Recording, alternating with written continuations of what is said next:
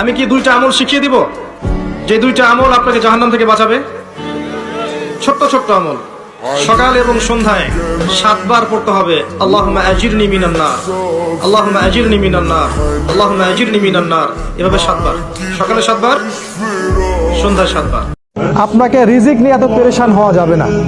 আপনার রিজিক যা আছে আপনি সেটা পাবেন। হালাল পথে চেষ্টা করতে থাকেন, হালাল পথেই ইনশাআল্লাহ আল্লাহ পাক আপনাকে বেহিসাব রিজিক দিবেন ইনশাআল্লাহ। যদি সবজি বিক্রি করতে হয়, কাপড় বিক্রি করতে হয়, তারপরেও সুদী ব্যাংকের চাকরিতে জড়াবেন না, ঘুষ দিবেন না, প্রতারণা করতে হয় এমন ব্যবসায় যাবেন না। হালাল খান, আপনার অল্প রিজিক আল্লাহ পাক বারাকা দিবেন ইনশাআল্লাহ।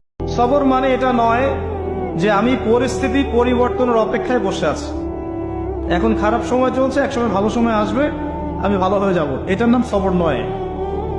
সবর মানে খারাপ অবস্থার পরিবর্তনের চেষ্টা করা, এর জন্য স্ট্রাইভ করা।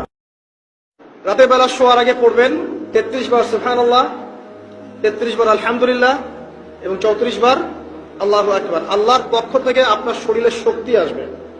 এটা যারা নিয়মিত আমল করে, আল্লাহর পক্ষ থেকে তাদের শরীরে শক্তি আসে। যদি কেউ আল্লাহ রাব্বুল আলামিনের জিম্মায় থাকতে চায়, সে যেন ফরজ সালাত আদায় করে।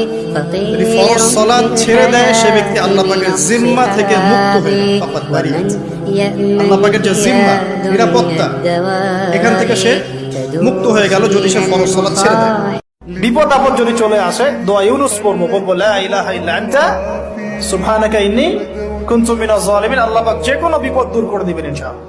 সাক্ষাৎ মউত থেকে আল্লাহ পাক এই দোয়া পড়লে বাঁচাতে পারে। 3 জন ব্যক্তির দোয়া কবুল হয়, নবীজি বলেছেন। দোয়া ফেরত দেয়াই হয় না, দোয়া করলেই কবুল। একজন হচ্ছে বাবা যখন সন্তানের জন্য দোয়া করে। 2 নাম্বার, যখন কোনো মুসাফির মানে সফর করছে যারা আল্লাহর পথে বা মুসাফির, তারা যখন আল্লাহর কাছে দোয়া করে, দোয়া কবুল হয়ে যায়। আরেকটা দোয়া হলো মাজলুম, কারো উপর জুলুম করা হয়েছে, এই মাজলুম যখন জালেমের বিরুদ্ধে বদদোয়া করবে, তখন দোয়া কবুল।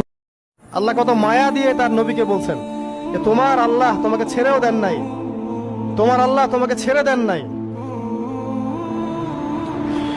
ওয়ালা সাউফা ইউতিকা রাব্বুকা ফাতারদা, শীঘ্রই তোমার রব তোমাকে দান করবেন এবং তুমি সন্তুষ্ট হয়ে যাও।